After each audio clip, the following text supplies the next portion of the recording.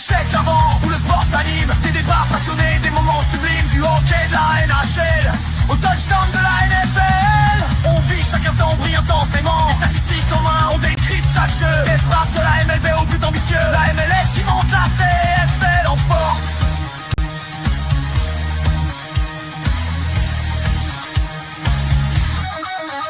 Chaque discipline nourrit nos échanges, nos ressources. C'est plus qu'un micro, c'est un rendez-vous. Une équipe, une passion, un esprit fou. On plonge dans les faits, on questionne, on apprend. L'échec avant, c'est le sport différent.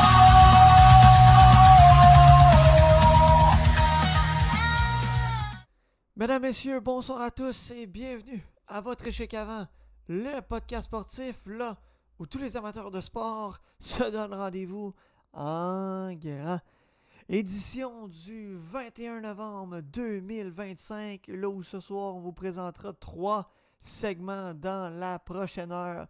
La NFL, le Canadien de Montréal, Ligue nationale de hockey et le segment LCF qui va clore ce segment jusqu'à la prochaine saison où on va revenir sur la 112e Coupe Grey entre les Alouettes et les Rough Riders de la Saskatchewan.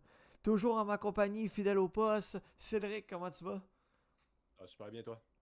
Ça va très bien, ça va très bien. Comme à l'habitude, mesdames et messieurs, avant de débuter, eh bien, je vous invite à l'événement de l'année que vous ne voulez pas manquer. Le tournoi du 13 décembre, tournoi de deck hockey, 100% représenté par l'échec avant, en partenariat avec All-Star Cup, bien évidemment, sans qui l'expérience du tournoi l'échec avant ne serait possible. On avait 4 catégories au départ, Cédric, on en a maintenant 6. Les inscriptions ont levé, c'est le temps d'aller vous inscrire. 3 catégories entre 8h et 15h, soit le FR, le D et le E. Et ensuite, entre 15h et 21h, on a 3 autres catégories, 100% mix, MR, ME et MD. C'est donc un rendez-vous à ne pas manquer, allstarcup.ca pour vous inscrire. C'est 585$ par équipe, soit 65$ par joueur. DJ, massothérapie, photographe, animation, présentation des joueurs et description des buts lors des finales.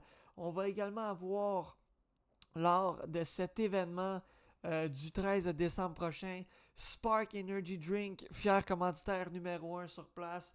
On va avoir Flaze avec leur fameuse grip bâton de hockey. On va avoir des cartes cadeaux gracieuseté de McDonald's. On va en faire tirer 10 au courant du tournoi. Et on va avoir également 6 certificats cadeaux à faire tirer dans les nombreuses catégories entre les gardiens. Gracieuseté de Focus, gardien de but, qui nous ont offert ces certificats cadeaux. Donc beaucoup de nouveautés là, dans ce premier événement du podcast échec avant en lien avec le tournoi du 13 novembre en direct du complexe HBLL de Laval. On salue Danick qui nous dit « Salut les boys, salut Danick ». Cédric, encore une fois ce soir, du pain sur la planche, à commencer par la NFL. On va revenir sur la semaine numéro 11 et ça a commencé jeudi le 13 novembre dernier. Cédric, que dire des Patriotes de la Nouvelle-Angleterre qui vraiment sont sur une autre planète comparativement au début de la saison? L'histoire Drake Mayer qui se poursuit. On est maintenant du côté des Patriotes à 8 victoires de suite.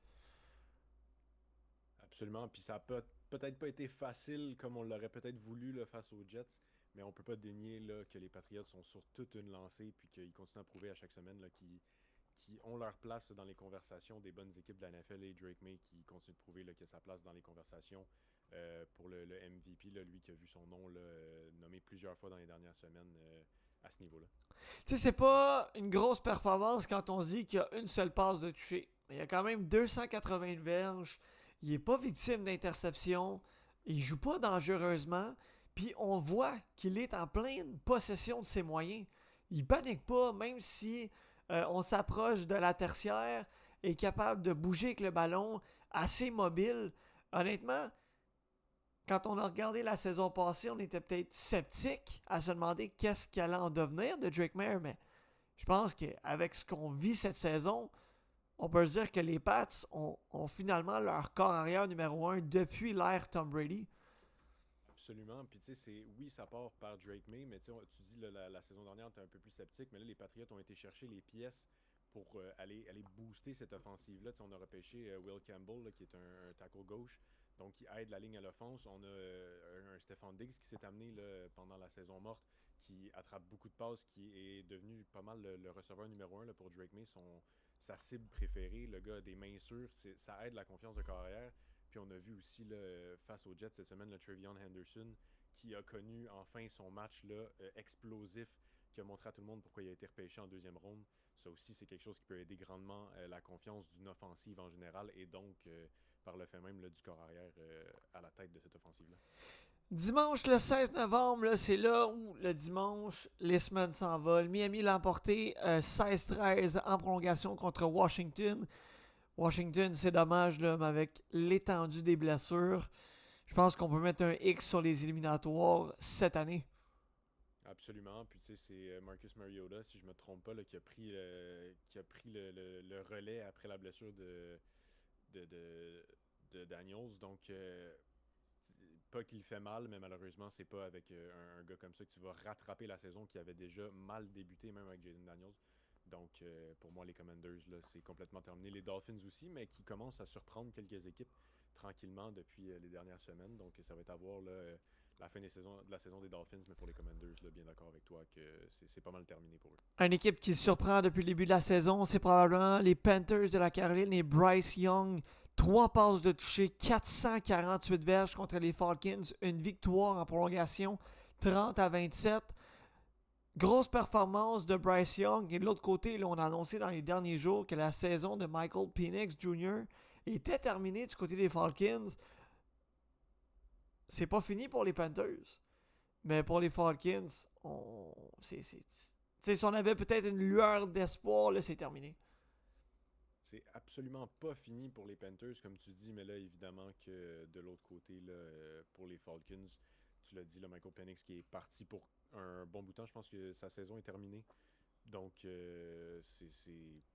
c'était peut-être le dernier petit espoir que les Falcons avaient. Puis encore là, il aurait fallu qu'on emporte ce match-là contre les Panthers pour se donner une chance. Là, tomber à 3-7, je pense que ça élimine complètement l'espoir de faire les séries. Mais les Panthers qui font une belle poussée pour les séries. Puis Bryce Young, là, qui me surprend énormément dans les dernières semaines, lui qui avait encore un mauvais début de saison, on commençait à être en droit de se demander là, si c'était l'homme de la situation pour les Panthers. Puis là, dans les dernières semaines, il est en train de prouver qu'il n'a pas dit son dernier mot et que ça pourrait être lui là, qu'on garde finalement et le carrière du futur là, pour les Panthers. Gros duel entre les Bills et les Buccaneers qui ont aussi là, du côté des Bucs beaucoup de blessures. Josh Allen, 3 passes de toucher, 317 verges, 2 interceptions. De l'autre côté, Baker Mayfield, c'est une passe de toucher, une interception. Le jeu au sol qui n'a pas fonctionné chez les Bills, limité à environ le 70 verges. Je dis 70 verges, c'est 90 verges, pardon. Et de l'autre côté, on a eu du côté là, des Buccaneers, pardon, près de 200 verges. Ce qu'il faut retenir, c'est le jeu au sol. Josh Allen a eu 3 touchés au sol par la course. Donc, une grosse performance de Josh Allen dans cette rencontre. Ensuite, si on poursuit, Jacksonville, c'est 35-6 contre les Chargers. Cédric, où on s'en va du côté des Chargers? C'est dur à dire, on a des blessés, c'est sûr que ça aide pas, des joueurs quand même assez importants là, qui ont été blessés dans les dernières semaines, même remontant là, à la 2e-3e semaine pour les Chargers. Mais ça allait quand même relativement bien, puis là dans les dernières semaines, on commence à s'écrouler de plus en plus, et là 35-6 contre les Jaguars, c'est pas ça que tu veux voir à ce stade-ci de la saison. Donc ça va être intéressant de voir comment est-ce qu'on se reprend. Les Jaguars sont pas nécessairement une mauvaise équipe, mais quand tu mets juste 6 points au tableau, tu peux pas ressortir de là la tête bien haute là, malgré les blessures. Donc ça va être intéressant de voir le reste. J'ai encore confiance que les Chargers sont une équipe de séries éliminatoires. Mais ça va être de voir là, comment ils sont capables de terminer la saison pour voir si on est capable d'amener du succès en série ou si on est une équipe là, qui va se faire sortir dès le premier match. Les Jaguars, pour eux, présentement, ont le corps dans l'eau, le menton a ressorti. Troisième équipe repêchée dans l'américaine, eux n'ont pas le droit à l'erreur. Là. Il va falloir qu'on soit constant jusqu'à la fin de la saison si on veut espérer là, participer aux éliminatoires. Les Vikings l'ont échappé contre les surprenants Bears en toute fin de rencontre. Une victoire de 19-17 grâce à un placement de 48 verges qui plutôt avait été raté par le batteur des Bears dans le match. Cette fois-ci, là, c'est environ 46 verges. Les Vikings du Minnesota, il va commencer à faire chaud. Là. On est 4-6 après 10 rencontres. Je sais pas pour toi, mais je suis pas du tout impressionné par JJ McCarthy. Puis je suis en train de me demander, oui, il est jeune, mais on a tellement parlé de lui comme quelqu'un qui n'avait perdu que comme 4 rencontres dans sa carrière, dans tous les niveaux ensemble. Arrive dans la NFL, pas de performance concluante, n'est pas capable d'aller chercher les victoires. Tu t'en penses quoi jusqu'à présent? Je sais que l'échantillon est mince, puis on en a parlé il y a 2 semaines, mais quand on regarde JJ McCarthy et ses performances, on dirait que c'est jamais plus de 20 passes tentées. On dirait que c'est jamais plus que 200 verges. Tu sais, encore là, oui, on a 32 passes tentées, mais c'est un mince 16 passes complétées pour 150 verges. On a une passe de toucher, mais on a 2 interceptions. C'est difficile pour JJ McCarthy présentement. C'est certainement difficile. Je suis encore d'avis, là, comme tu as dit, si l'échantillon est mince. Je pense qu'il y a encore en masse d'espoir de son côté de devenir un très bon corps arrière, mais c'est vrai que ça commence à être un peu difficile. Mais quand tu regardes, c'est là, je pense que ça tombe bien, le match contre les Bears. Je pense qu'on avait un peu un discours semblable pour Caleb Williams l'année passée, où c'était pas nécessairement facile. Est-ce qu'on avait fait le bon choix quand on voyait Jaden Daniels avec les Commanders qui avaient une grosse saison? Est-ce qu'on avait fait le bon choix de repêcher Williams premier au total? Donc, les jeunes carrières, c'est souvent difficile. On en a parlé tantôt aussi de Drake May, c'était pas facile la saison dernière. Donc, tu sais jamais vraiment avec des jeunes carrières. Puis, voilà, c'est dur à dire qu'est-ce qui impacte quoi, mais Justin Jefferson n'a pas nécessairement une saison extraordinaire non plus de son côté. Donc, est-ce que ça impacte les performances de JJ McCarthy ou est-ce que c'est JJ McCarthy qui impacte la saison de Justin Jefferson? C'est dur à dire, mais je pense qu'il y a beaucoup de facteurs qui ont un impact là-dessus. Il y a eu sa blessure aussi, faut pas l'oublier. Mais je suis d'accord que c'est pas nécessairement concluant, mais je pense qu'il y a encore beaucoup d'espoir là, dans son futur. C'est encore un très jeune joueur. On verra pour la suite des choses du côté de JJ McCarthy, mais honnêtement, on a parlé des Jaguars qui avaient le sentiment d'urgence de devoir bien performer. Si du côté des Vikings, on veut espérer faire les éliminatoires, il va falloir enchaîner les victoires, mais honnêtement, moi, j'y crois pas. C'est dommage, mais j'y crois pas du côté de Minnesota cette saison. Puis c'est dommage parce que on plaçait probablement Minnesota dans la lutte pour les éliminatoires en début de saison. Il y a eu des blessures. Puis il y a les performances coup-ci coup-ça de McCarthy. Green Bay l'a emporté 27-20. Les Giants qui n'ont pas mal fait là, suite au congédiement de Brian Daboll. Comment as-tu trouvé les Giants? Quand même assez solide. Tu as souvent une espèce de boost là, quand il y a un entraîneur-chef qui est congédié. On a un changement au niveau du personnel d'entraîneur. Donc on l'a vu un peu. Faut dire que eux aussi, là, les blessures sont quand même assez lourdes. Là, on n'a pas vraiment de carrière partant. Là, c'était Jameis Winston, si je ne me trompe pas, qui était le partant. Donc, c'est pas nécessairement avec ce... J'adore Jameis Winston, mais c'est pas nécessairement avec ce gars-là que tu vas aller chercher des gros matchs, surtout contre les Packers, là, qui sont vraiment solides. Donc, mais oui, quand même bien fait, là, malgré tout, d'aller porter 20 points au tableau face aux Packers. Pittsburgh, Cincinnati. Bon, Pittsburgh qui l'emporte contre les pauvres Browns. Houston qui l'emporte contre les pauvres Titans. Les Rams contre les Seahawks, Cédric, on a eu droit à un bon match, 21-19, les Rams et les Seahawks qui se sont livrés un bon match et les surprenants Rams qui poursuivent sur leur lancée. Ouais, pour moi, c'était un duel au sommet de la NFL, 2 des meilleures équipes dans la ligue, surtout dans les dernières semaines. Je pense que ça s'est vraiment concrétisé, là, qu'on a vu que les Seahawks sont une vraie très bonne équipe et les Rams là, qui continuent depuis le début de la saison. Un peu plus discrètement, j'ai l'impression. À être une des meilleures équipes dans la NFL. Mais oui, là, tout un match quand même. Puis Matthew Stafford là, qui continue son excellente saison à la tête de l'offensive des Rams. San Francisco Cardinals, les 49ers ont emporté 41-22 contre les pauvres Cards. Baltimore Cleveland qui l'ont emporté contre les Browns. KC s'est incliné contre les Broncos, Cédric. Les Broncos qui sont surprenants avec 8 victoires consécutives. Et là, c'est une autre victoire. J'ai envie de commencer à appeler ça une victoire à la Denver où le match est serré tout le long, puis on va chercher le 3 points sur le dernier jeu du match. Donc, oui, les Broncos qui l'emportent. Encore une fois, c'est très, très, très serré. Donc, j'ai pas envie de dire que c'est incroyablement concluant pour les Broncos. Mais on trouve le moyen d'aller chercher le match. Et là, les Chiefs qui se ramassent en dehors des séries éliminatoires, si je me trompe pas. Ouais, fiche de Un 500. peu là, dos au mur. Et si je me trompe pas, là, la semaine prochaine, c'est pas un match nécessairement facile qu'on va les voir jouer contre les Colts. Donc, les Chiefs qui pourraient redescendre là, en dessous d'une fiche de 500 à partir de la semaine qui s'en vient. Donc, il va falloir qu'on trouve le moyen de gagner des matchs en grande quantité d'ici la fin de la saison pour les Chiefs si on veut se retrouver en éliminatoire. Ouais, j'ai envie de dire que c'est une victoire du côté des Broncos qui est signé Will Lutz, qui est 5-5 avec ses placements. Parce que si on regarde du côté de Bonnick, c'est 24 en 37, 295 verges, aucun touché. Il y a un seul touché au sol par Jelly McLaughlin. Là, je m'excuse si j'ai scrappé ton nom, mon homme. Mais bref, c'est le seul touché au sol. Et de l'autre côté, Pat Mahomes, 45 passes tentées. Là. Est-ce qu'on est en train de voir un Pat Mahomes qui veut trop en faire présentement, selon toi? Ben, je pense que oui, puis je pense que contre une bonne défensive contre les Broncos, il s'est peut-être senti un petit peu moins d'impact. Peut-être qu'on est allé chercher trop de jeux de passe de ce côté-là, mais c'est certain que là, il sent que ça va pas bien pour les Chiefs cette saison. Là, on est juste à 5-5. On n'est pas habitué de voir les Chiefs dans une situation comme ça. Seulement à 500 là, après 10 semaines, c'est pas les Chiefs qu'on connaît, bien honnêtement. Donc c'est sûr que peut-être qu'on met un peu plus de pression sur Patrick Mahomes. Probablement que lui-même se met beaucoup de pression aussi de performer pour aller chercher les éliminatoires cette saison.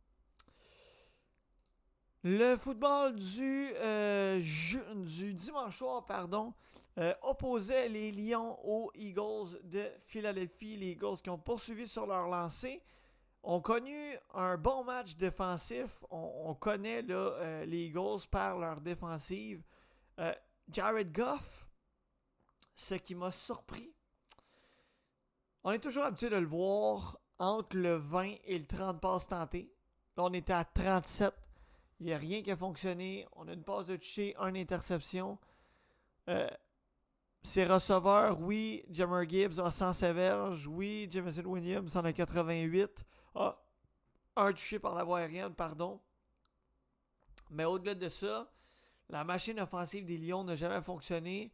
Et du côté des Eagles, j'ai envie de dire, tantôt tu as parlé que les Broncos ont gagné à la Broncos. Ben, les Eagles ont gagné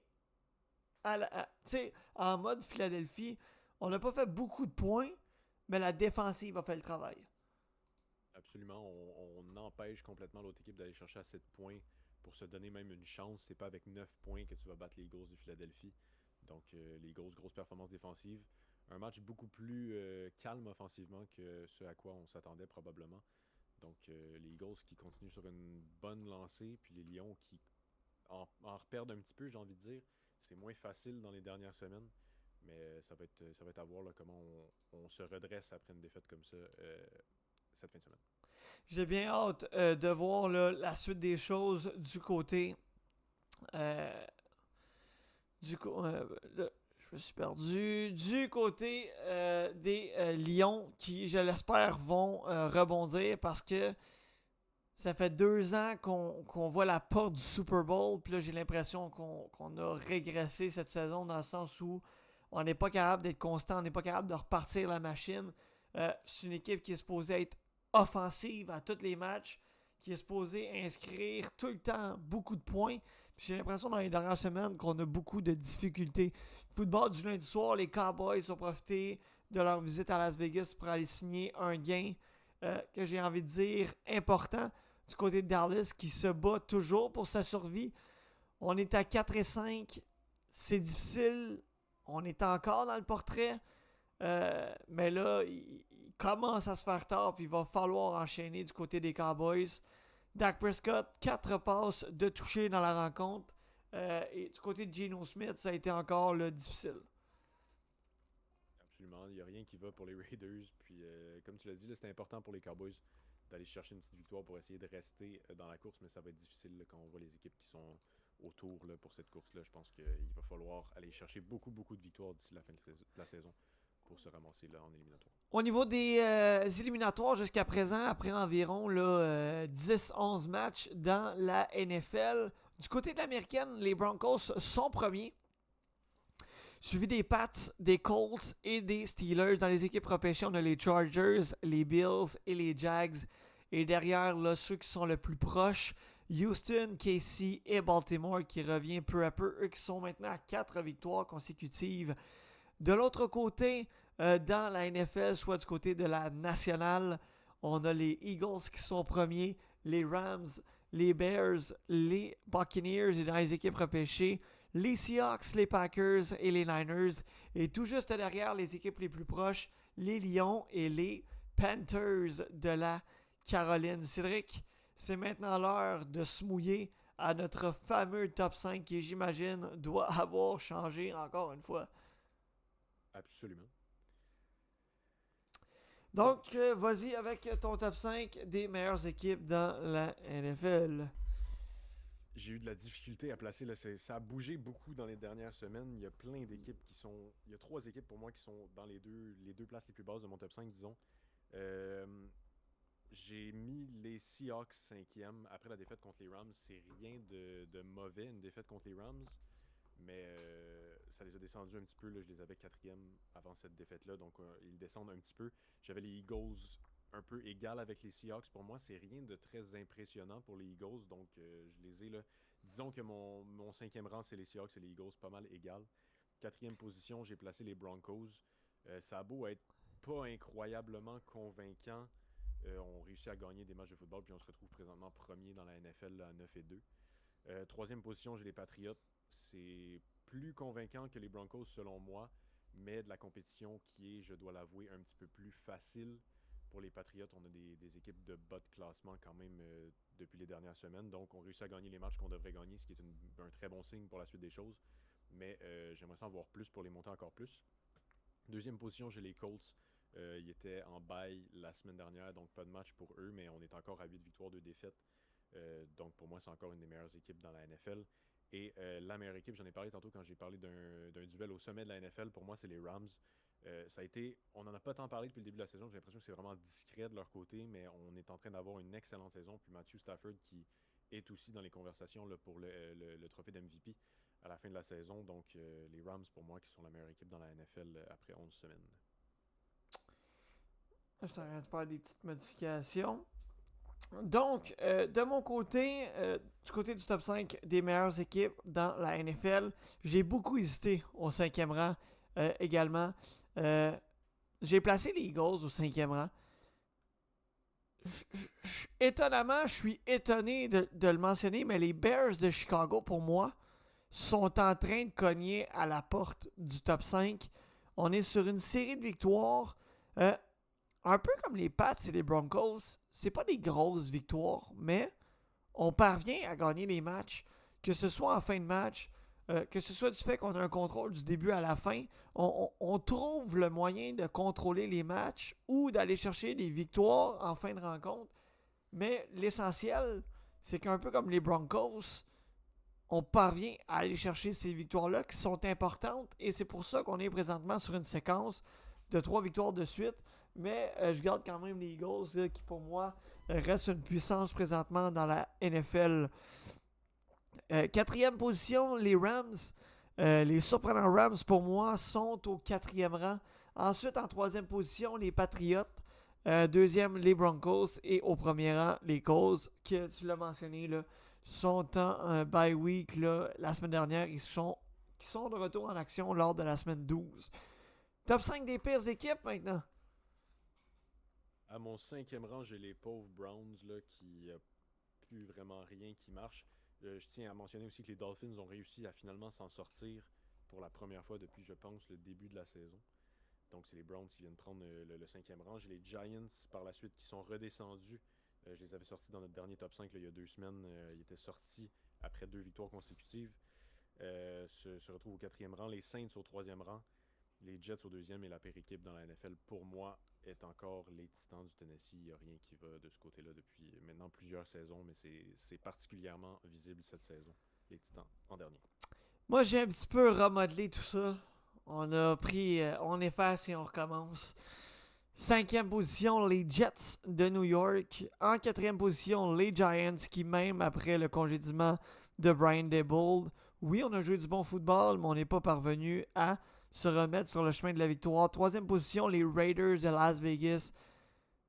Pour moi, Geno Smith, ce qui fait en sorte là, que les Raiders, pour moi, là, font partie de ce top 5. Ensuite, 2e position, les Cardinals de l'Arizona.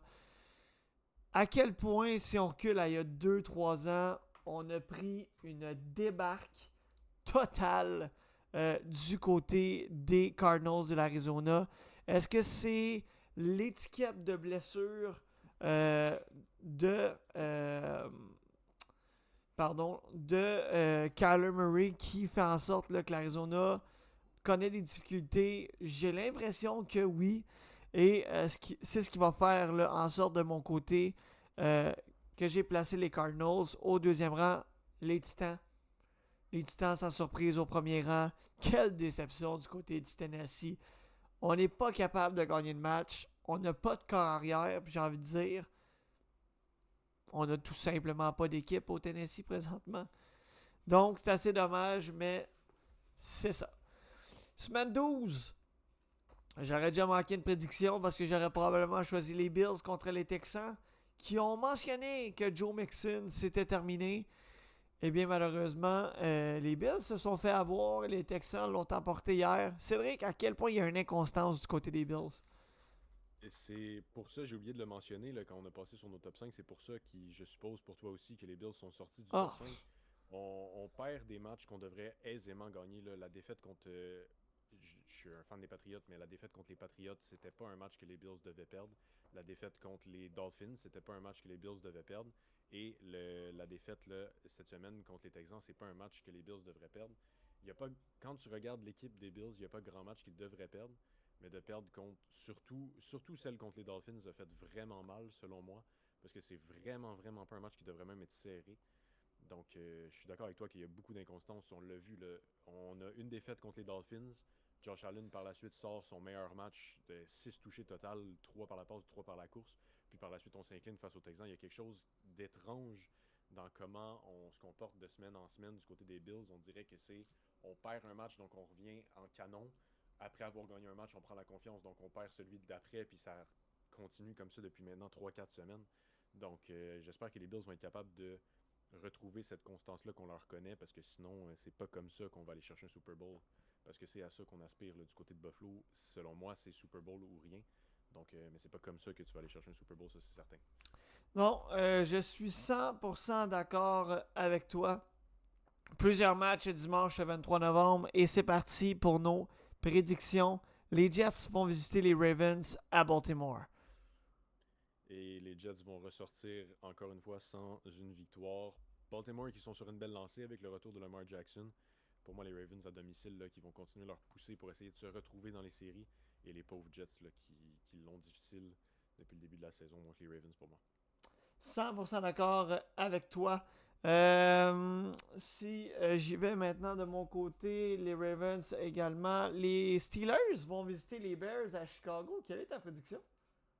J'y vais avec les Bears. Pour moi, les Steelers, c'est pas incroyablement convaincant. On en a parlé quand même dans les dernières semaines. Oui, on emporte des matchs, mais je pense que les Bears sont sur une série beaucoup plus intéressante que ce que les Steelers montrent dans les dernières semaines. Donc, je pense que les Bears sont capables d'aller chercher probablement la victoire la plus importante de leur saison présentement cette semaine là, pour monter à 8-3 puis se donner une très bonne chance aux séries éliminatoires. Ensuite, si on regarde, on a Cincinnati qui reçoit les Patriots. Je sais pas pour toi, mais de mon côté, honnêtement, quand on regarde ça, on ne peut que se dire que les Pats vont probablement lessiver les Bengals. Je suis d'accord avec toi, il va falloir voir. J'ai vu des rumeurs, des possibilités que Joe Burrow serait de retour. Est-ce que ça va être le cas? Mais même si on voit un retour de Joe Burrow, est-ce que la défensive des Bengals va être capable d'arrêter l'offensive des Patriots? J'en suis pas certain. Donc je me rangerai du côté des Patriots, peu importe si Joe Burrow est de retour ou non. 100% d'accord avec toi. Là, je m'excuse, je suis en train d'arranger un petit problème technique qui survient. Là, c'est pour ça que j'ai l'air à moitié là présentement. C'est que là, je me rends compte que mon cadre n'est pas à la bonne place. C'est ça. J'essaie de voir le pourquoi que je ne vois pas Danick qui devrait normalement là être avec nous. Je comprends pas pourquoi je le vois pas. Lors d'avoir des petits problèmes techniques. Si je le vois pas, ben je le verrai pas. Puis il ne pourra pas se joindre à nous pour ce soir. Lui qui voulait être de la partie avec nous. J'essaie juste de voir si je suis capable d'arranger quelque chose rapidement. Pourquoi je le vois pas? C'est assez bizarre.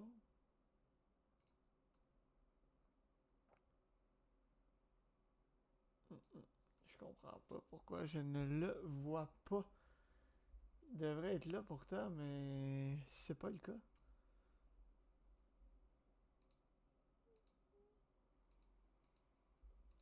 Je comprends pas. Pour être honnête, c'est un peu bizarre. Je sais pas pourquoi. Je m'excuse, là, c'est vraiment pas quelque chose de, de prévu. Je comprends.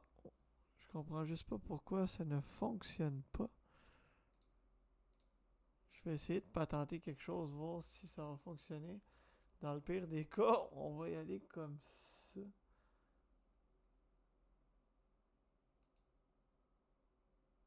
Bon, au pire, je vais y aller comme ça.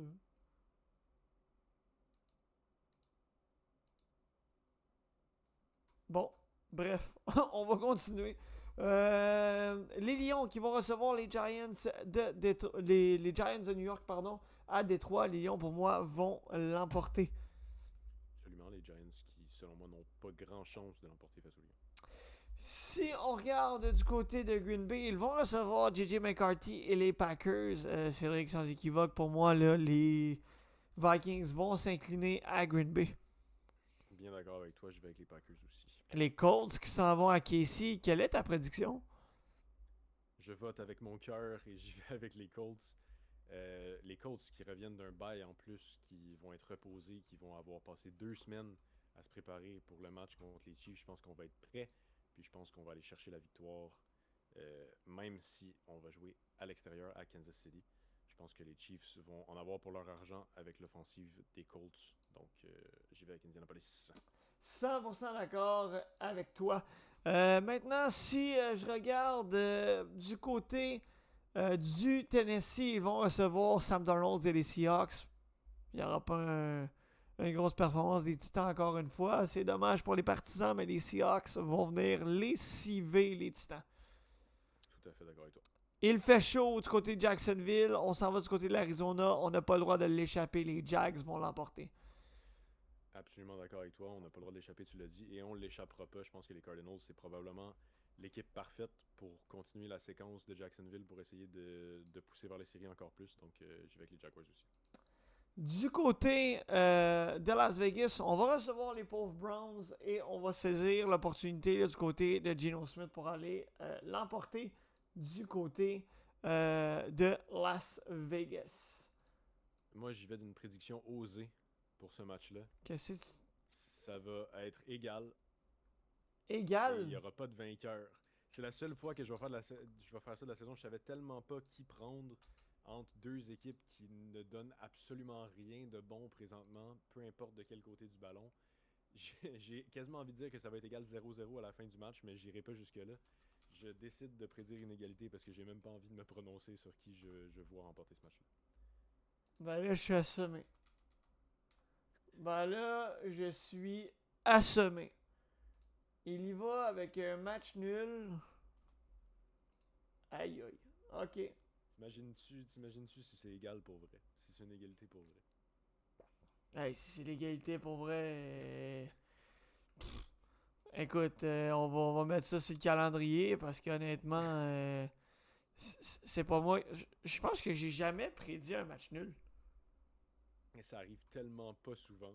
Mais je me suis dit, écoute, les Browns contre les Raiders, s'il y a bien un match qui peut se terminer avec une égalité après une période de prolongation. Ça doit être ce match-là. Mon Dieu. Donc j'y vais avec ça. Mon Dieu, mon Dieu, mon Dieu. Ok.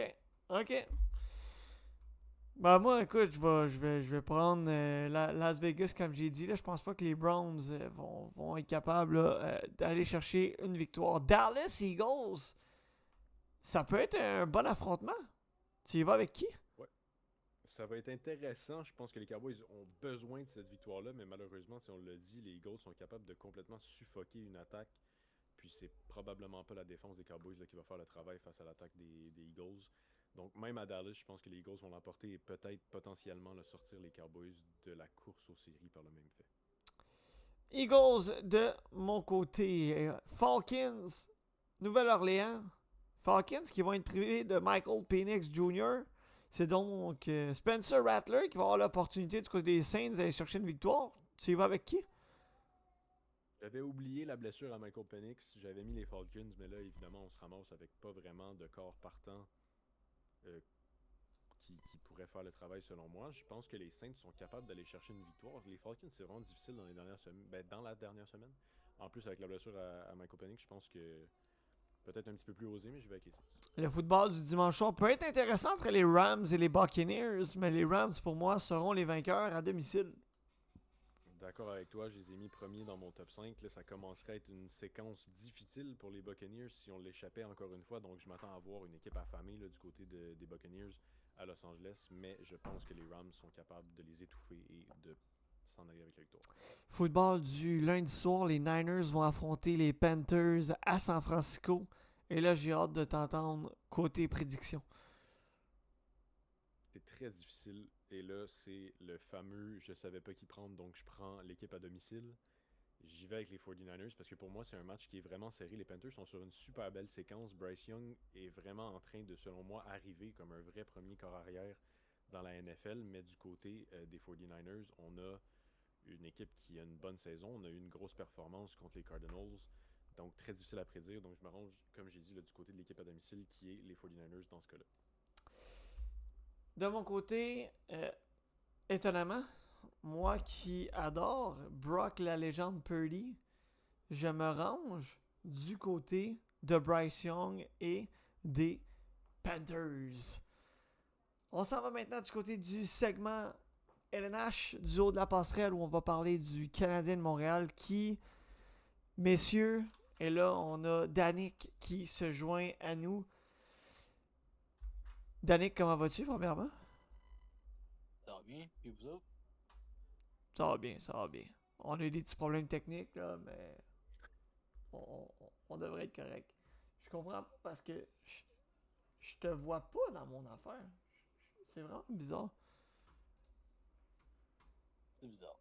C'est vraiment bizarre, honnêtement. Je suis vraiment perplexe à savoir pourquoi je ne vois pas Danick dans mes affaires. Là, on te voit quand même, mais on te voit pas beaucoup.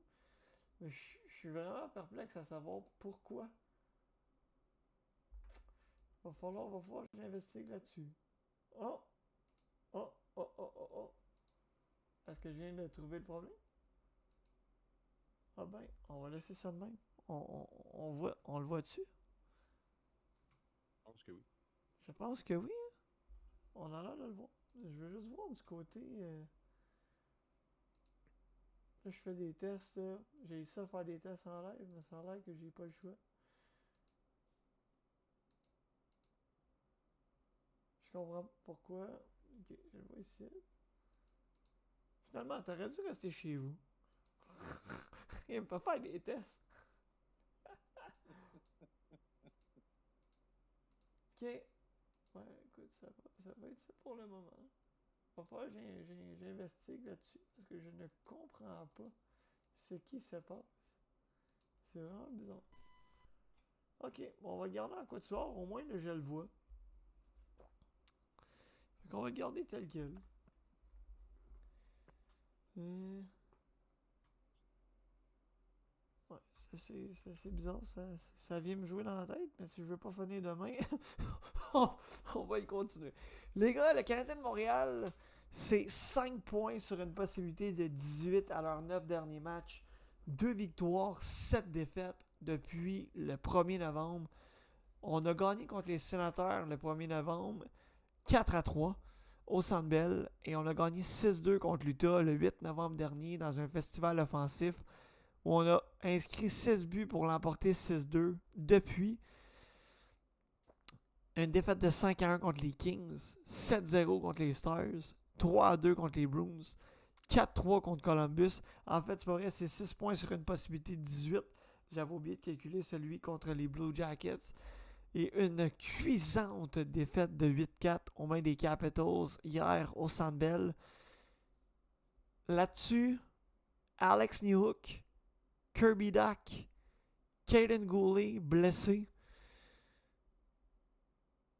Les gars, Danick, on s'en va où du côté du Canadien? Je veux pas qu'on parle tout de suite des gardiens parce qu'on le sait que c'est probablement l'un des plus gros problèmes jusqu'à présent.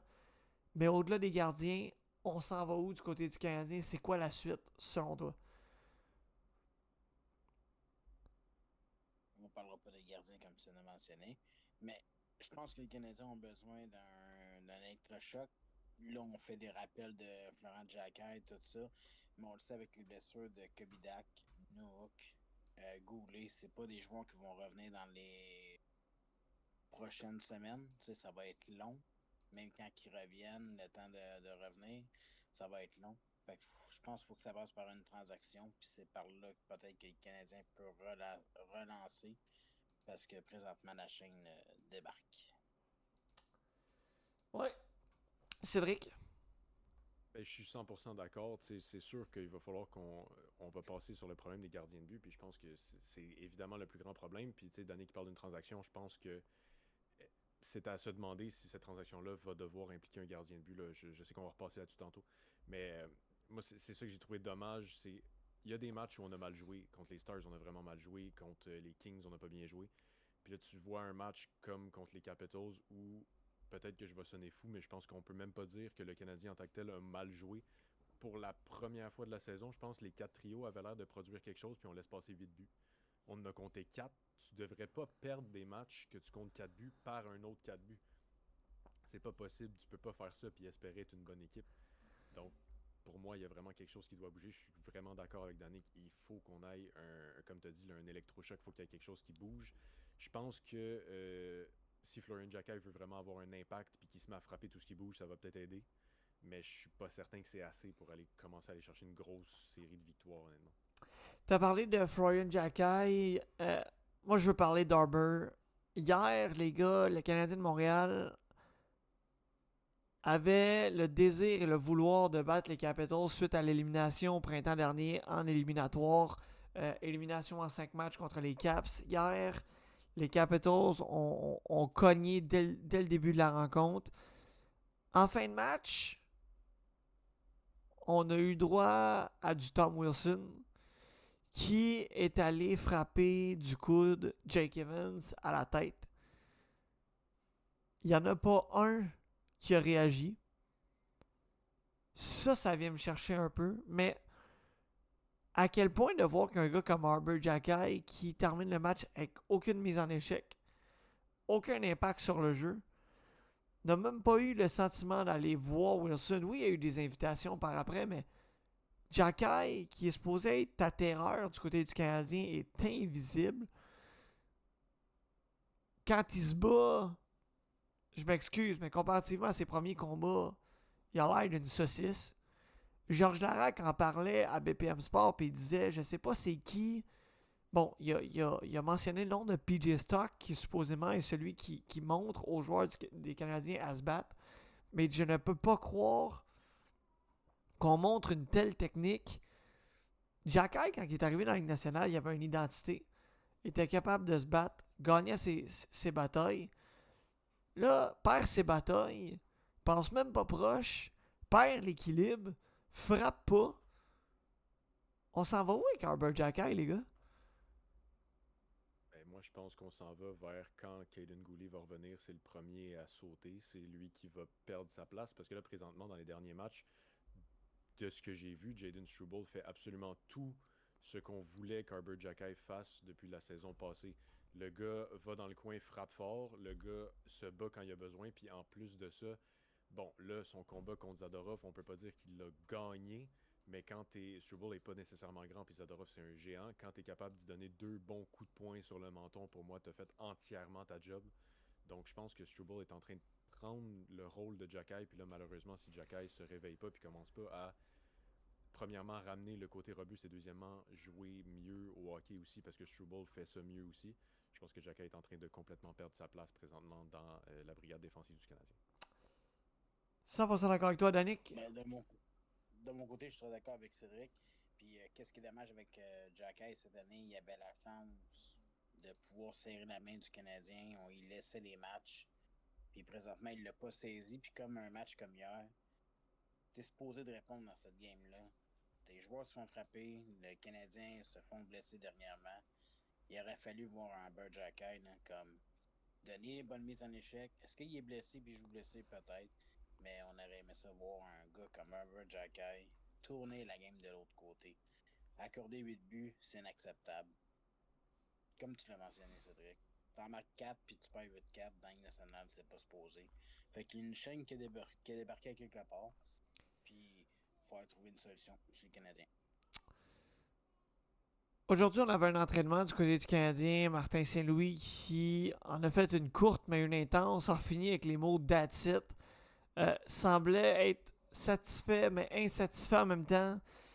On le sait, Saint-Louis, c'est un coach qui est émotif. On le voit quand quelque chose ne fait pas son affaire. Vous pensez quoi jusqu'à présent tu sais, je veux pas critiquer Saint-Louis parce que il nous a amené en éliminatoire la saison passée, mais êtes-vous satisfait jusqu'à présent de ce qu'il tente de faire pour essayer de rembarquer la chaîne? Oui, ben je pense que j'ai aimé la décision de remanier les trios un peu. Est-ce que c'est venu tard? Peut-être un peu.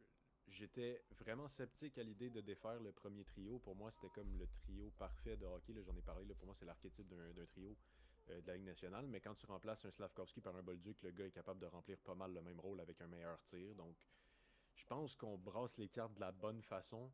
Je pense que malheureusement, on est en train d'arriver au bout de nos cartes parce que justement, tu as des gars comme Newhook qui se blessent, des gars comme Dak Goulet, il manque Evans là, qui manque à l'appel en plus.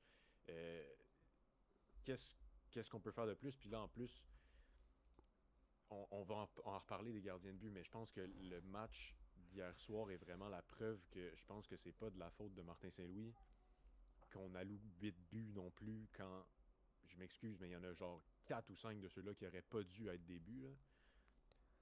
Donc, t'as beau remanier tout, on va chercher de l'offensive. Les 4 trios roulent presque à fond de train, j'ai envie de dire. Là, honnêtement, hier soir, ça allait bien. On avait un bon contrôle de la rondelle. Puis dès qu'il y a une opportunité de marquer, elle rentre. On était, Marc Denis en parlait pendant le match hier soir à RDS, les Canadiens sont dans les meilleures équipes pour les buts contre attendus. Donc, on a un des taux les plus bas de buts contre attendus. Ça veut dire qu'on est dans les équipes qui devraient ou qui laissent le moins d'opportunités de marquer à l'autre équipe. Le seul problème, c'est que tous ces buts attendus-là rentrent. On n'en arrête pas. Donc, évidemment, on va en reparler des gardiens certainement, mais je pense que le problème vient malheureusement plus de là, puis j'aime pas ça, blâmer des gardiens de but au hockey, mais malheureusement, ça ressemble à être purement ça le problème, selon moi. On va en parler. Je pense que tu Ah, ben vas-y, Je vas-y. pense que tu as dit, Cédric, là, de mon côté, j'allais dans la même direction que toi. C'est décevant. On ne veut pas blâmer les gardiens de but. Je pense que De Belge, il a fait une meilleure job que Montembeault. Je pense que Montembeault, qu'est-ce qu'on avait vu de lui l'année passée, c'était. On avait aimé en série. Mais est-ce qu'une blessure tire encore? Je ne veux pas parler de ça, mais il faut trouver une façon de reprendre confiance parce que Montembeault, il l'a pas. Puis quand tu joues avec un gardien qui n'a pas de confiance, mais c'est difficile de jouer au hockey pour une équipe d'être confortable. On va toujours faire de mieux devant notre gardien, puis c'est là qu'on je pense qu'on se cale puis qu'on fait plus d'erreurs. On va en parler des gardiens du Canadien parce que c'est probablement le point critique numéro 1 jusqu'à présent. Les gars, Samuel Montembeault, c'est le gars qui nous a amenés en playoff l'année passée. C'est le gars qui se démenait et qui se défonçait à tous les matchs. Cette saison, après 10 matchs, ben, 7-8 matchs, on avait les mêmes comparatifs que la saison passée. Fait qu'on se disait, bon, même début de saison, il va revenir, ça va aller, c'est correct.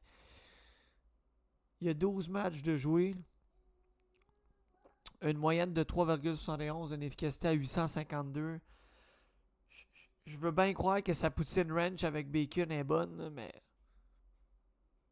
ses statistiques, elles, sont pas bonnes.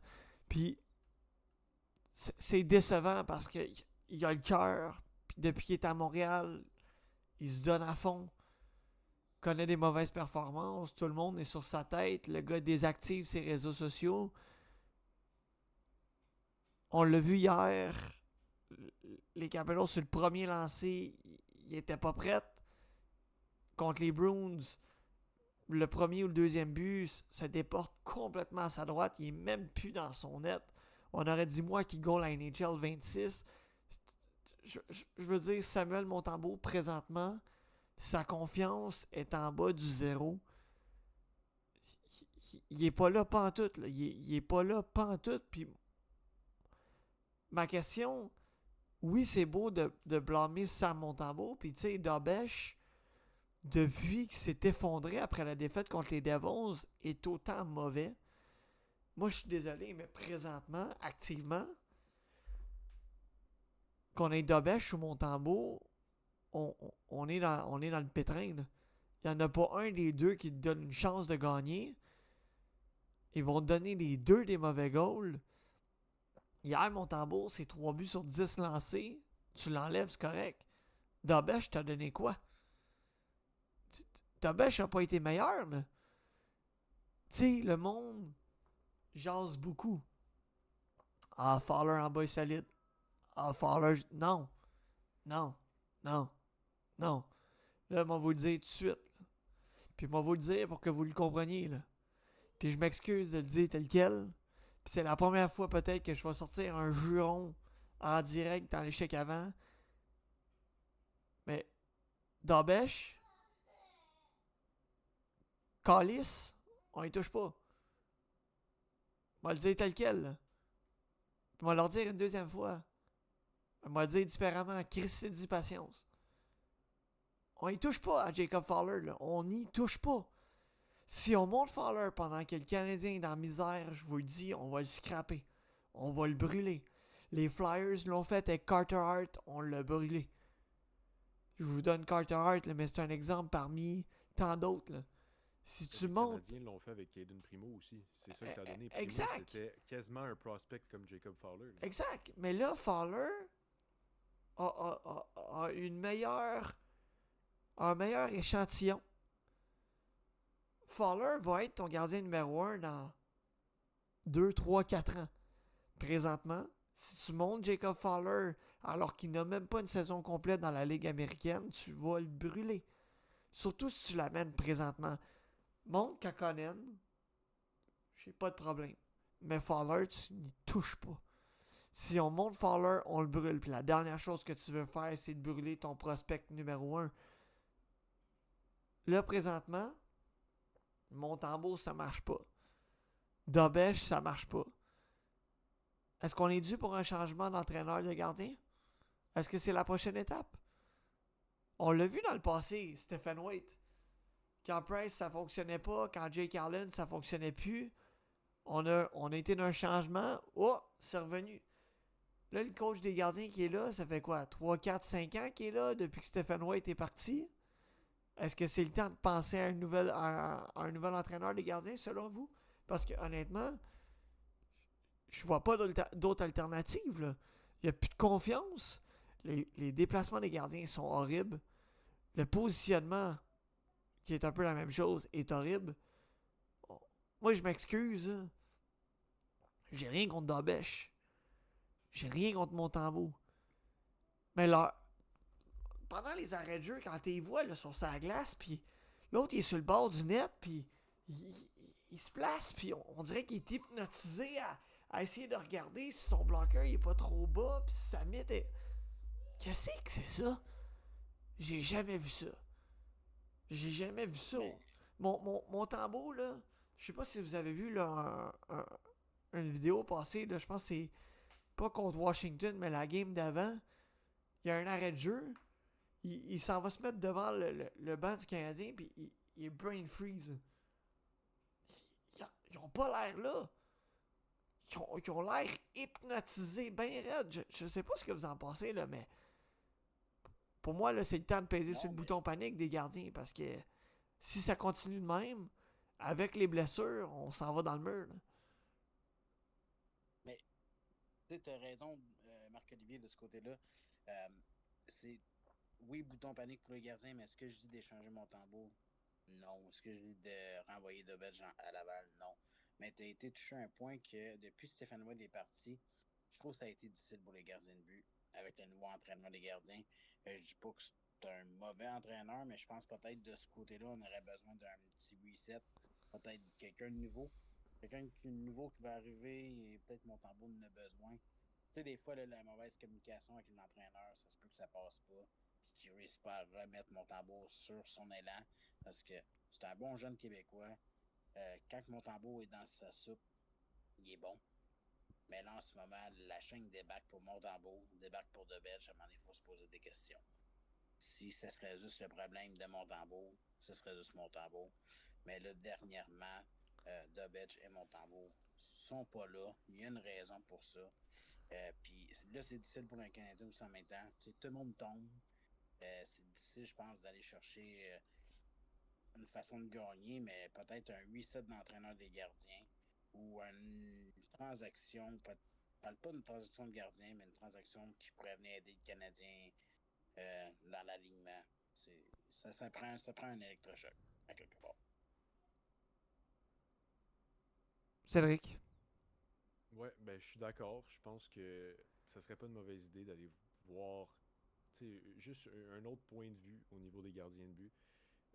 Mais tu sais, tantôt, Danick, tu as mentionné la blessure à Montembeault. Est-ce que cette blessure-là, il a fait manquer un bon bout de temps d'entraînement dans le off-season, mettons?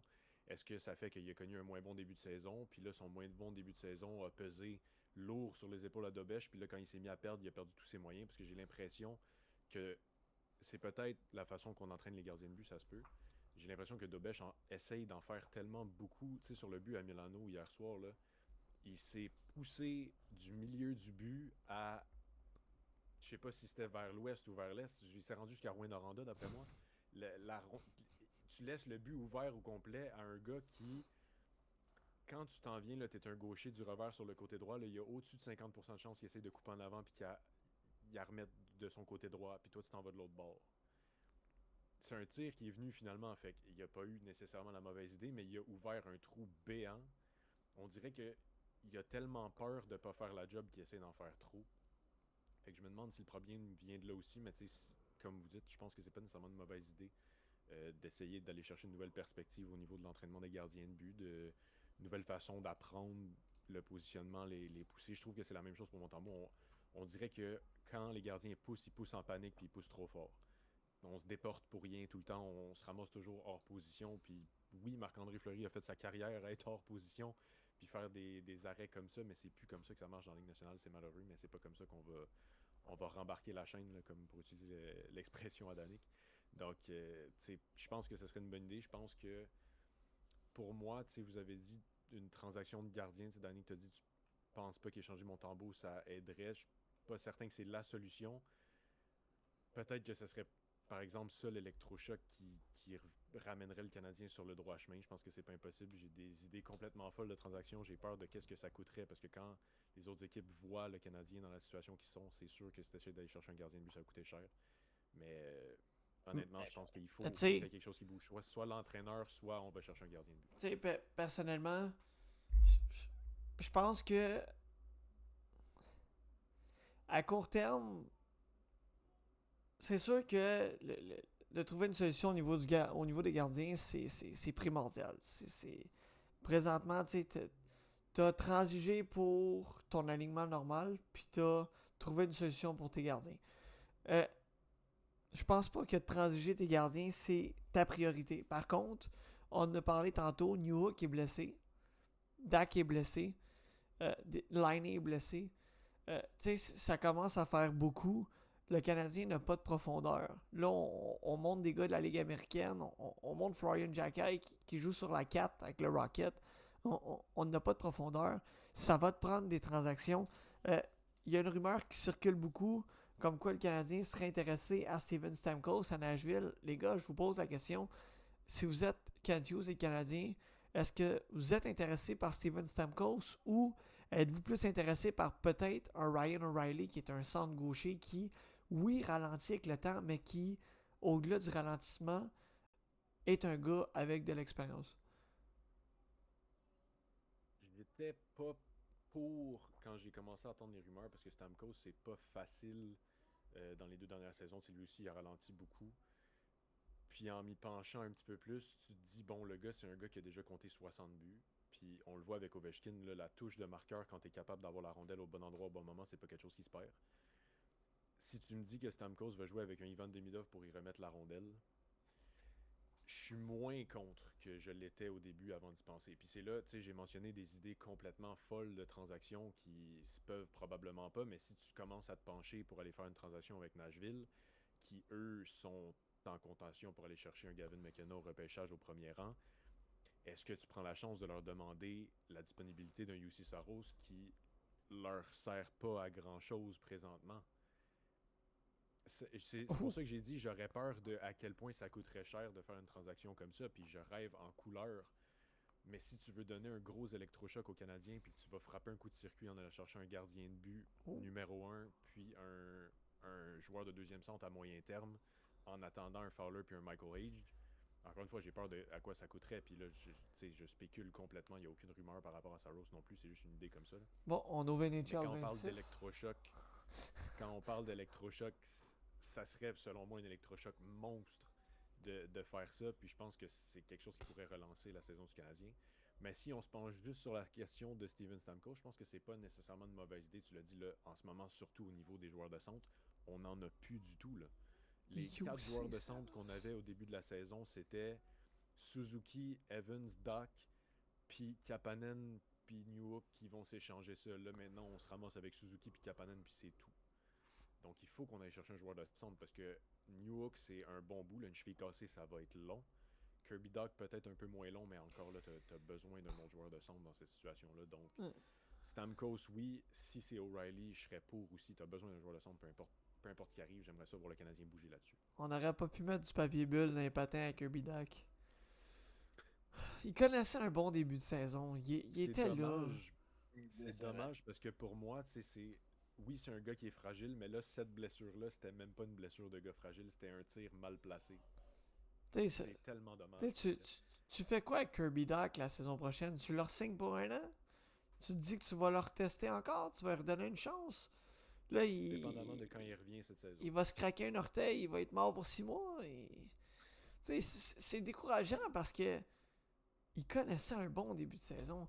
Alex Newhook connaissait potentiellement la meilleure saison depuis qu'il est arrivé à Montréal. Vous allez me dire, oui, mais tu sais, Kirby Doc, il était là. Newhook était fumant, il était en mission avec Kapanen puis Demidov. Là, les gens ont critiqué Kirby Doc, puis tu sais, je fais des jokes, puis t'as soulevé un bon point. C'est pas une blessure que le gars peut contrôler. Il a bloqué une shot, il s'est mis devant, il a bloqué la shot. Tu peux pas y enlever. Il peut pas s'empêcher d'en bloquer des shots, mais encore une blessure, encore une saison où il jouera pas une saison complète. C'est un peu comme Patrick Laine qui débute la saison en disant vous allez voir la meilleure version de moi-même. Le gars, mal au genou. Salut. Ça en vient décourageant. On connaissait le meilleur début de saison depuis longtemps. Puis là, c'est une tuile par-dessus une tuile. Les dominos se suivent. Moi, je dis Saros, Stamkos, O'Reilly. On amène ça ici. On est en business. On prend le chemin de la victoire. On envoie Fowler, Renbacker, 8 choix de première ronde. On est correct. Pas Fowler. Ben, si tu donnes UC si tu vas chercher Fowler, si tu vas chercher Saros, Saros n'a pas assez de bonnes années. Même si tu leur donnes une grande poutine ranch bacon avec Montembeault, ça va te prendre plus que ça. Là. Cédric, Danick. Mais oui, c'est décevant, qu'est-ce que tu mentionnais. Tu sais, c'est plate pour Kirby Dak, très bon début de saison. New York, la même chose. Tu sais, on voyait des gars qui en donnaient beaucoup plus pour le Canadien. Puis c'est décevant. C'est des gars qui. C'est pas des blessures parce qu'ils sont fragiles. Là. Tu bloques un lancer. Tu sais, on aurait reproché à Kirby Dak de jamais bloquer de lancer. Là, il l'a fait. Une mauvaise shot à mauvaise place au mauvais moment. C'est dommage. Mais regarde, on va voir, mais qu'il revienne de sa blessure du pied. On l'espère que ça va aller pour le mieux, puis qu'il va pouvoir finir la saison. C'est sûr, parler d'un contrat maintenant, c'est difficile envers Kovidak. On sait l'historique de blessures. Tu sais, un joueur qui est toujours blessé, les blessures reviennent souvent. Fait que, Tu moi, je connais pense qu'il ça. faut laisser comme le temps de revenir, finir la saison. Non, ça va. Ouais, c'est pas j'ai dit tu connais ça, les antécédents de blessure. Les Jokers de Montréal t'ont pas signé. Non, c'est terminé. Puis t'as fucké mon cerveau, Pocket. Merci. Ouais, ça. T'as fucké le mien, check. À cette heure, quand je joue au deck, je lève la tête. Fait que t'as fucké le mien avec. Les gars, il reste 4 matchs probablement au pire mois de la saison du côté du Canadien. Sur une possibilité de 8 alors qu'on affronte les Leafs samedi. Après ça, on s'en va à Salt Lake City, à Vegas et au Colorado. Je vous pose la question, mais honnêtement, j'ai pas mal, moi, ma réponse. Mais combien le Canadien va chercher de points sur une possibilité de 8 selon vous? Hey, on est. Tu fous de répondre 0. Tu fous de ça. Je m'en allais dire Non, 1 mais- ou 0. Présentement, si ça continue comme ça, 0. Mais ça pourrait. J'ai cette drôle d'impression qu'on va se ramasser contre. Bon, Utah a aussi des grosses difficultés là, au mois de novembre. Mais pourquoi pas est-ce que on se fait battre puis on se fait avoir par des équipes vraiment moyennes dans les dernières semaines? Tu sais, les Flyers, les Blue Jackets, même les Kings, c'est pas rien de reluisant nécessairement. Les Capitals, c'est pas facile depuis le début de la saison. Pourquoi pas ramasser les 3 équipes dans l'Ouest puis aller planter Utah, planter Vegas, planter Colorado? Fait qu'avec tout ça, j'y vais avec 1 point. S'il y en a un qui a planté présentement, c'est Danick. Parce qu'il est en burn freeze puis il bouge pas. Il est là, ben oui. Il est gelé là puis il bouge pas. Écoute, honnêtement, peut-être 1 point contre les Leafs. Peut-être 2 si on est chanceux, mais. C'est une possibilité de 8. On parle de 4 matchs. 4 matchs, 8 points. Pour moi, le maximum que tu vas aller chercher, c'est 3 peut-être, mais. Parce que je peux pas croire que les Canadiens vont s'en aller sur une série de défaites qui dépasse 10 matchs. Je peux juste pas le croire. Je comprends que ça va pas bien, mais j'ai vraiment de la difficulté à avoir plus que 10 matchs. Je vais dire que les Canadiens vont ramasser quand même 3 ou 4 sur les 8. Il va y avoir des défaites en prolongation encore parce que c'est comme ça depuis le début de la saison, mais on va être capable d'aller chercher 1 ou 2 matchs de ces 4-là. Non, Danick Je est pourrais pas te parti. dire lesquels. Toronto, ça va pas nécessairement bien. Je pense qu'on est capable d'être compétitif contre Toronto. Puis si on est capable de virer ça de côté contre Toronto, puis s'en aller dans l'Ouest avec un petit peu de momentum, on est capable d'en chercher un autre. À suivre, à suivre. On verra si le Canadien va être capable de retrouver le chemin de la victoire. Cédric, rapidement, on s'en va du côté de la LCF. Les Alouettes se sont inclinés à la 102e Coupe Grey contre les Rough Riders de la Saskatchewan. Début de match difficile pour les Alouettes. On n'a pas été capable de prendre le momentum au début. Les Rough Riders ont joué du bon football. Trop peu, trop tard pour les Alouettes. Match difficile pour Davis Alexander qui, on le savait, n'était pas à 100%. A-t-il voulu trop en faire, victime de 3 interceptions? C'est ce que j'en ai déduit. Le jeu au sol, ça a été difficile pour Scott the Third. De l'autre côté, la Saskatchewan qui ont bien fait. AJ Ouellet a été sensationnel par la course. Trevor Harris a été bon. T'as pensé quoi de ce match-là? Au niveau Davis Alexander, évidemment, il était pas à 100%, puis on le savait, puis il s'est blessé en plus en fin de match. Tu t'as mentionné, est-ce qu'il a voulu trop en faire? Ça se peut. Moi, ce que je pense qui est arrivé, tu m'avais écrit là, pendant le match les grosses passes en début de match. Qu'est-ce qu'on fait avec ça? Pourquoi qu'on joue comme ça? J'ai l'impression que Davis Alexander voulait pas se refaire mal en début de match. Fait qu'au lieu de rouler sur le côté puis de courir, puis il a juste décidé qu'il lançait le ballon. C'était peut-être même ça le plan de match. C'est un gros bras. Si t'es forcé à courir, lance le ballon, puis au pire, on va s'arranger. C'était peut-être pas le meilleur plan de match. Puis malheureusement, on l'a vu par exemple. C'est pour ça que j'espère que ce ne sera pas une blessure récurrente pour Davis Alexander, parce qu'au troisième puis au quatrième quart, quand les Alouettes étaient dans un déficit match ultime, le gars se met à enchaîner les passes, même s'il manque une cuisse au complet, le gars il court s'il faut, il sort aux bons endroits, met le ballon exactement à bonne place, amène les Alouettes jusqu'à la ligne de 1, on échappe le ballon.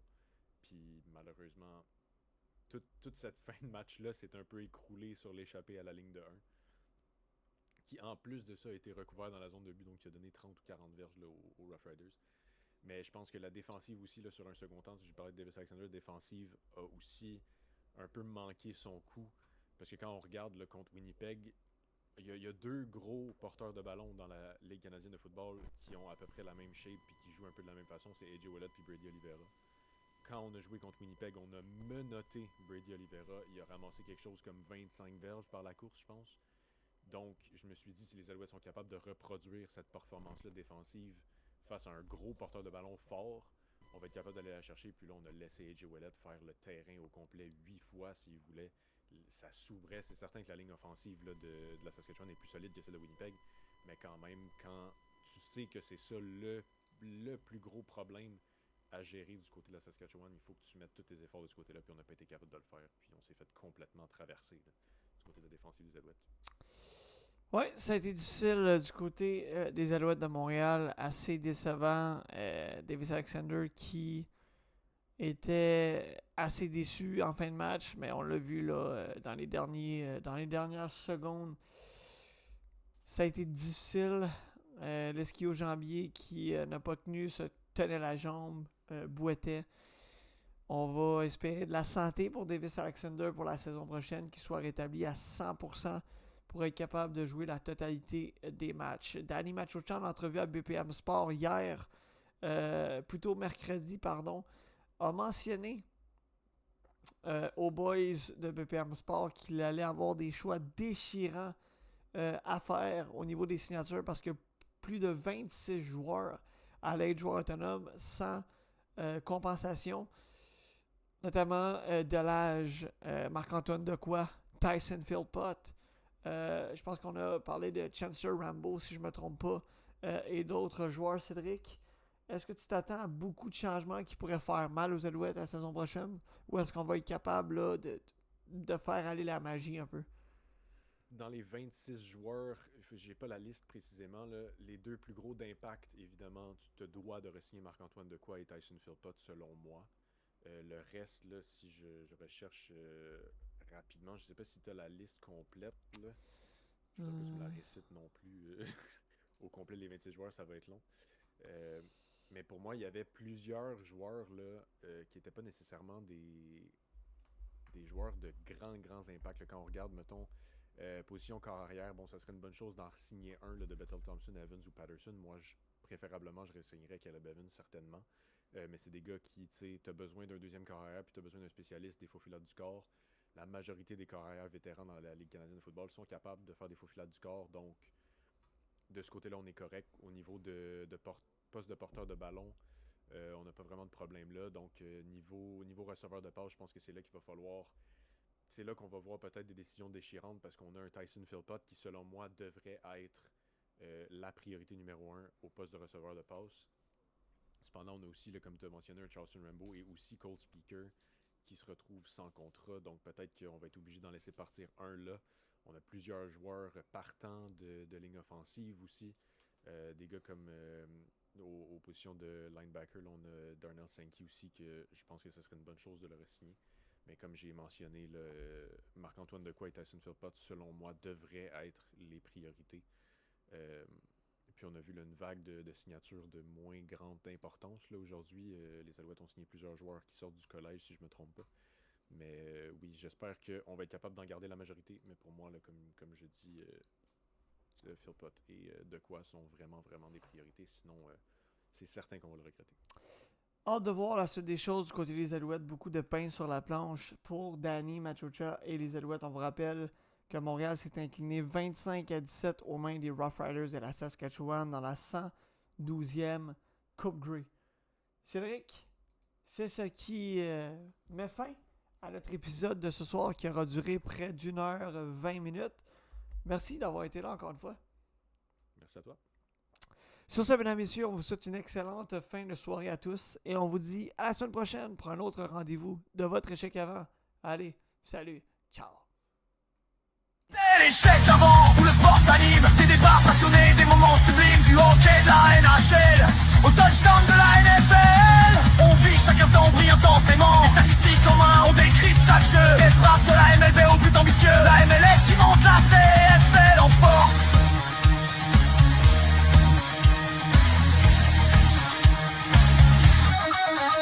Chaque discipline nourrit nos échanges, nos ressources. C'est plus qu'un micro, c'est un rendez-vous. Une équipe, une passion, un esprit fou.